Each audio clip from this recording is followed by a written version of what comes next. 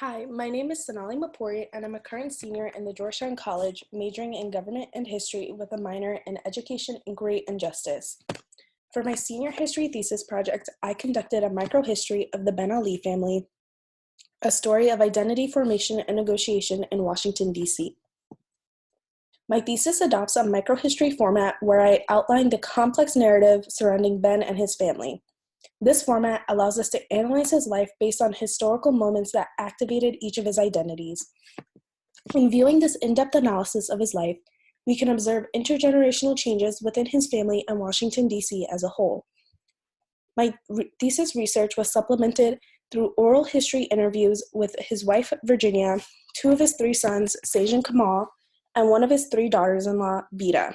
I also utilized primary source materials from the GW Special Collections Archive on Ben's Chili Bowl.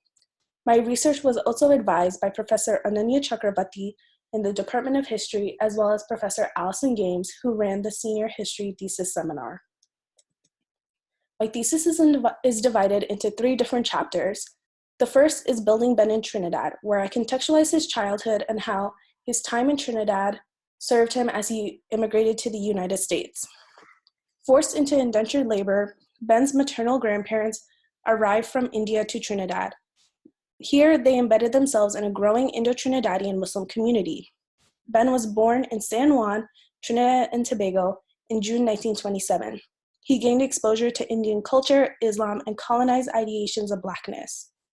Then he immigrated to the United States in 1945 under a student visa. After transferring from different universities in Lincoln, Nebraska, and Scranton, Pennsylvania, he eventually earned a degree from Howard University in 1950. With this establishment in DC, my second chapter then analyzes Ben on U Street. In October of 1958, Ben married Virginia Rollins, a Catholic woman. However, in order to get married, Virginia had to convert to Islam. The inception of Ben's Chili Bowl became a symbol of his overlapping identities. U Street embedded Ben in blackness, especially as the Chili Bowl became a staple in the Black neighborhood and a representation of Black Washington.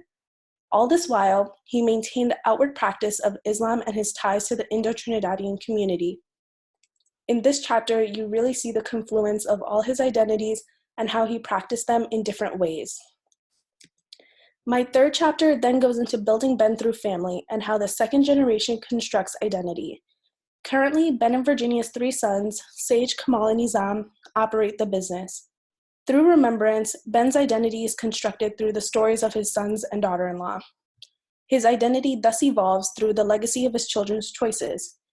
Each of his children decided to embed themselves within one of Ben's differing identities.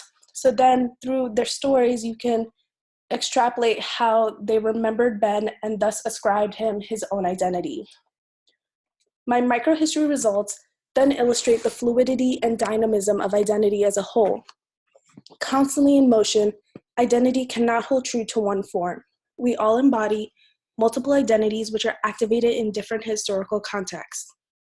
This thesis then conceptualizes identity as something that is socially constructed and historically maintained. Throughout this whole research process, I was really able to reflect on my own identity and really examine the multiplicity that we all hold and how we all exist in varying levels of identity. So that was something that was really surprising to me. And as a South Asian woman myself, I was really able to delve into my own identity and realize the differing of experiences and how not only can we ascribe something to ourselves, but how others prescribe something to us. So thank you so much for listening. And I really look forward to hearing from you.